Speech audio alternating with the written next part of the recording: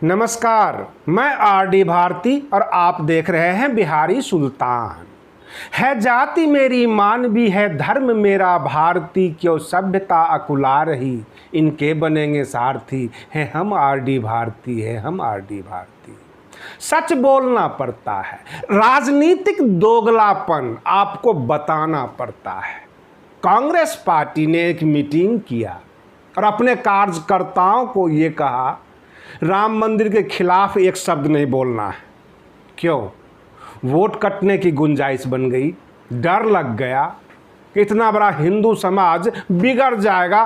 खलनायक अगर बनाना हो तो बसपा को बना दीजिए, बहुजन समाज पार्टी के कार्यकर्ता को बुर्बक बनाइए, उनको ये कहिए कि राम का विरोध करो।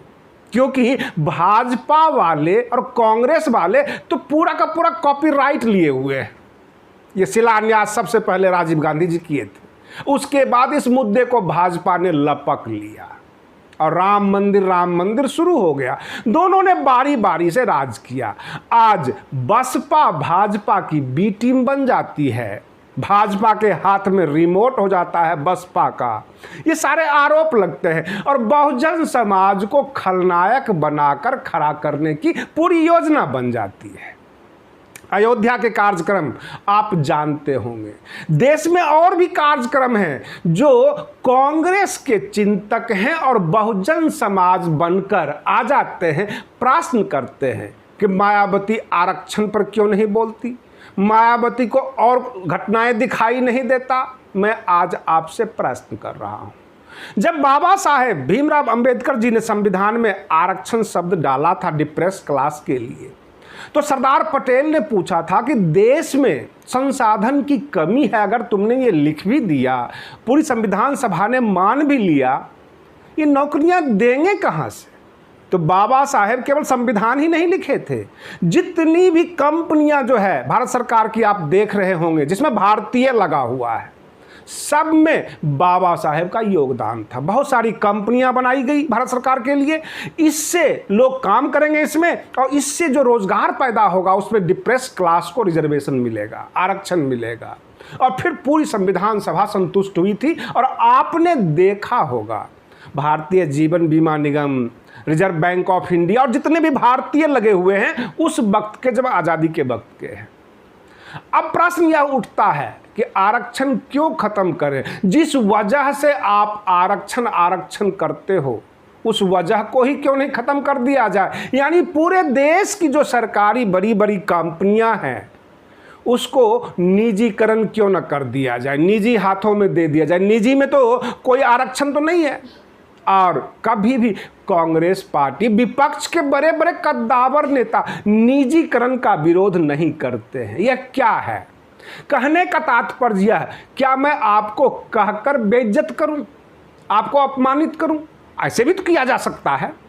बहुत सारी बातें हैं जो भाजपा और कांग्रेस अंदर खाते मिलजुल के काम करती है और खलनायक के रूप में बहुजन समाज पार्टी हो गया अथवा बहुजन समाज से संबंधित कोई भी नेता हो गए, उनसे कहवाना चाहती है, उनसे विरोध करवाना चाहती है। मूल उद्देश्य इनका यही है। हम आपसे कई मुद्दे पर बात कर रहे हैं।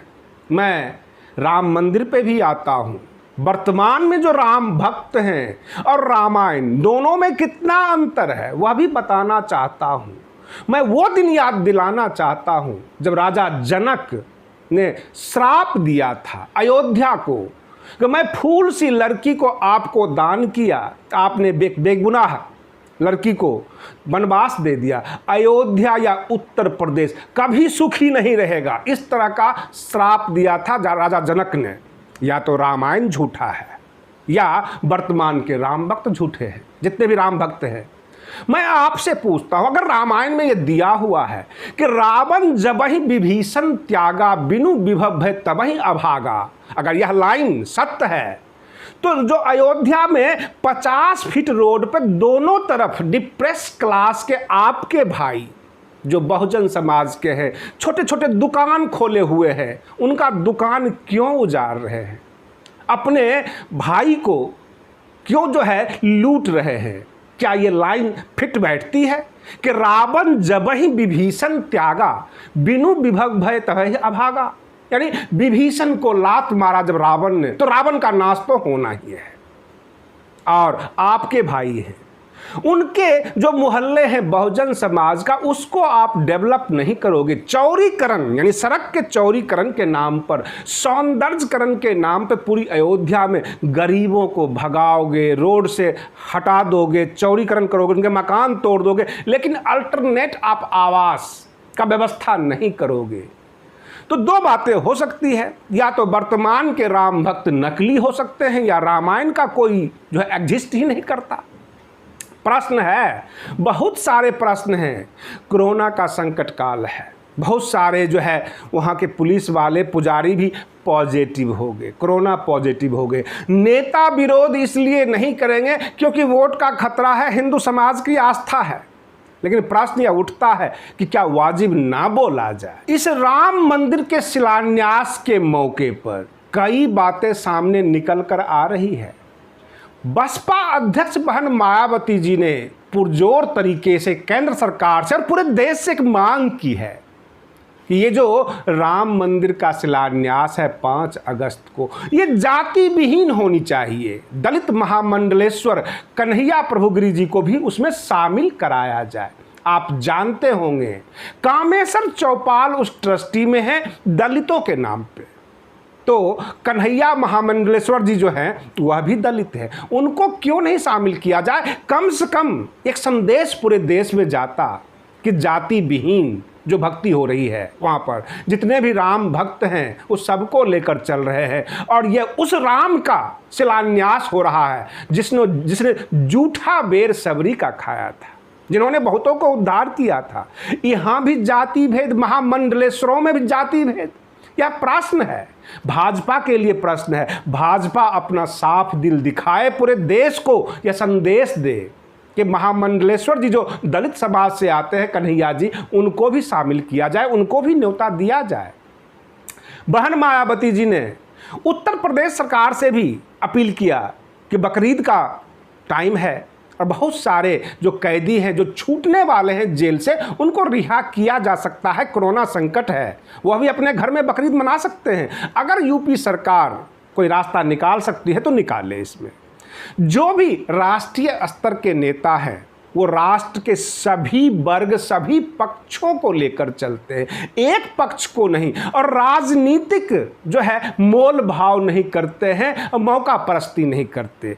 राम मंदिर के मामले में अगर विपक्ष इसको विरोध करना चाहता है तो सबसे आगे कांग्रेस को आना चाहिए। विपक्ष का नेता है, विपक्ष के रूप में खड़े होते हैं सदन में। आज बसपा विरोध करेगी, ओवैसी विरोध करेंगे, बाकी लोग विरोध करेंगे। हो सकता है कि ओवैसी जी विरोध कर सकते हैं क्योंकि उनका कोई जनाधार नहीं है, वो अपने आप को, अस्तित्व को बनाए रखने के लिए कहीं भी विरोध कर सकते हैं। क्योंकि राम मंदिर जो है एक आस्था का प्रश्न है, पूरे देश के हिंदू समाज के आस्था का प्रश्न है। इस पर विरोध करना थोड़ा सा नाजायज लगता है कि किसी भी धर्म के बारे में खिलाफ बोले, ऐसा क्यों कर रहे हो, ऐसा क्यों कर रहे हो, बहुत सारी चीज़ें होती है। लेकिन जब भेदभाव होता है तो उंगलियां उठेगी। हमारा जो धर्म ग्रंथ है, धर्म ग्रंथ कभी भी भेदभाव नहीं सिखाया है। कहीं ये नहीं कहा गया है धर्म ग्रंथों में कोई ऊंचा कोई नीचा। आप पूरी रामायण के 7 कांड देख सकते हैं। ये जो भगवत गीता है, भगवत गीता में भी 18 अध्याय जिसमें 701 श्लोक है और उसमें 574 श्लोक में श्री कृष्ण ने अपने मुख से बोला है, कहीं भी भेदभाव नहीं किया। तो फिर आप भेदभाव करने वाले कौन हैं? और रही बात ये, श्री कृष्ण की जाति कौन सी थी? पले बढ़े थे यादव के पास, जन्म लिए थे जेल में, कौन सी जाति थी? क्यों जाति ढूंढ रहे हैं, क्यों धर्म ढूंढ रहे हैं? भगवान और जो भी आस्था का विषय है उनका कोई धर्म नहीं होता है। कहते हैं सारे नाम इशारा करते हैं उस अनाम की ओर जिसका अपना ही कोई नाम नहीं है।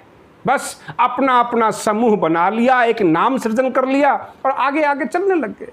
बस समूह बन जाती है, इनकी सभाएं लगती है, बहुत बड़ा एक बिजनेस प्रोजेक्ट बन जाता है, लोग धंधा करते हैं और हर जगह चाहते हैं कि हर धंधे का विरोध बहुजन समाज करे। बहुजन समाज अपने मूल मुद्दे से हट जाए, जो उसके बच्चों से संबंधित है, शिक्षा से संबंधित है। हर जगह जगह बहुजन समाज को ये झोंकना चाहते हैं।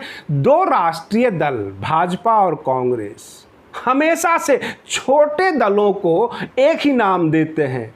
भाजपा वाले कहेंगे तो कांग्रेस का बी टीम है, कांग्रेस वाले कहेंगे तो भाजपा का बी टीम है, यानी तेरा कोई अस्तित्व नहीं है। इनके दिमाग में ये बैठा हुआ रहता है, लोगों के बीच साबित करते रहते हैं, जबकि ये किसी लायक नहीं।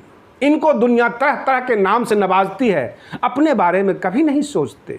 राजस्थान का इनका संकट तो है ही, पूरे देश का जो माहौल बना हुआ है हर जगह, और जिस तरह से ईवीएम की सेटिंग हो जाती है, कभी भी केंद्र में नहीं आ सकते अगर सभी विपक्ष को यह नहीं जोड़ लेते हैं, आम जनता को नहीं जोड़ लेते हैं, मूल प्रश्न अगर यह नहीं उठाते हैं, ये कभी सत्ता में नहीं आ सकते। क्योंकि हर जगह जब हम सर्वे करते हैं, लोग कोसते रहते हैं विपक्ष के बारे में, विपक्ष के नेताओं के बारे में, कि इनका मूल प्रश्न होता ही नहीं। ये तो बिल्कुल कॉमेडियन की तरह बात करते हैं। कई बार तो विपक्ष एक दूसरे के ऊपर उंगलियां उठाते रहते हैं, किसी को और को बी टीम कह के, किसी और को रिमोट कंट्रोल कह के, जबकि ये खुद बी टीम बने हुए हैं। जगह जगह अंदर खाते इनकी सेटिंग हो जाती है, और कम से कम 60-70% जो डिप्रेस क्लास है उसको ये इग्नोर करते हैं। मैं 60-70% इसलिए कहा क्योंकि जो 85% बहुजन समाज है, उस 85% में 10% अच्छे पोजीशन में है। अगर वह 10% भी खुलकर विरोध करें तो बाकी 75% उनको सपोर्ट कर देगा। लेकिन हर कोई सोचता है अपना काम बनता, भार में जाए जनता। ये इनका कहानी है, और इसलिए जो है, क्योंकि व्यक्तिगत इनका जो है लाभ नहीं है, ये सामाजिक लाभ देखते हैं। जब जब आप सभ्यता से लड़ते हैं, सिस्टम से लड़ते हैं, तो वहाँ पे लड़ाई लंबी हो जाती है, क्योंकि किसी की व्यक्तिगत लड़ाई है नहीं और वो दिल से लड़ता नहीं। यहाँ पर एक दूसरे को बस नीचा दिखाने की तैयारी हो रही है। हम किसी भी धर्म का विरोध इसलिए नहीं करते, किसी भी जाति का विरोध इसलिए नहीं करते क्योंकि यह गलत है। हमें सबका रिपोर्टिंग करना होता है, सबसे सर्वे प्राप्त करना होता है, पूछना होता है। कभी आप मुझे मस्जिद के आगे देखेंगे, कभी आप मंदिर के आगे देखेंगे, कभी आप गुरुद्वारे के आगे देखेंगे। रिपोर्टरों का कोई धर्म नहीं होता, कोई आस्था नहीं होती। हम गलत देखेंगे उंगलियां उठा देंगे, सही देखेंगे प्रशंसा कर देंगे, अच्छा कह देंगे। यही होता है असली रिपोर्टर की पहचान। राम के आस्था से हमें कोई परेशानी नहीं है, लेकिन जब वहाँ पर नकली राम भक्त देख लूँगा, जब वहाँ पर कुछ राम भक्ति के नाम पर धंधा देख लूँगा, उस धंधे का विरोध करना ज़्यादा जरूरी हो जाता है। क्योंकि ये आस्था का प्रश्न, बहुत सारे बाबा, बहुत सारे धर्म गुरु जो है लोगों को चौपट कर दिया। आपने देखा होगा बहुत सारे बाबा जेल में भी हैं। जो मौलाना साहब थे वो तो पूरा मीडिया का पोस्टर बॉय बन गए थे। बहुत सारे लोगों ने जो है खुलकर आलोचना किया। रही बात ये, इनसे आशाएं की जाती है कि जो धर्म ग्रंथ लिखा है, जहाँ पर जो प्रश्न है, सबको प्रश्न को जवाब देते हुए, आम जनता को जोड़ते हुए, तब जाकर एक आस्था का मंदिर बनाई जाती है, जहाँ पर सबको विश्वास हो, सबका आस्था हो। लोग ये कहे भले ही मैं उस धर्म का नहीं हूँ, लेकिन यह सामाजिक कार्य है, समाज को इससे भला हो सकता है। बहुत सारी बातें हो रही है पूरे देश में। शिक्षा नीति में तरह तरह का बदलाव हो रहा है। अब बदलाव ये नहीं हो रहा है कि कुछ नया चीज़ डाला जा रहा है, बदलाव ये हो रहा है कि सिलेबस को कम किया जा रहा है, जो मूल सिलेबस है उसको उसमें से हटाया जा रहा है। यानी इनकी मानसिकता जगह जगह झलक रही है, दिख रही है कि जो भी चीज़ें पहले से आ रही है उसको ज़्यादा से ज़्यादा काट छाँट के अलग कर दो। प्रश्न ये उठता है, उसमें जोड़ने की भी बहुत कुछ ज़रूरत है। अगर आप जोड़ेंगे नहीं, केवल काटते रहेंगे, तो बच्चे आगे से अनपढ़ निकलेंगे। उनको हम क्या पढ़ाएंगे ये समझ में नहीं आ रहा है। बहुत सारे तथ्यों को लेकर, जमीनी जानकारी को लेकर बहुत जल्दी ही हम प्रस्तुत हो रहे हैं अगले वीडियो में। तब तक के लिए धन्यवाद। जय भीम, जय भारत।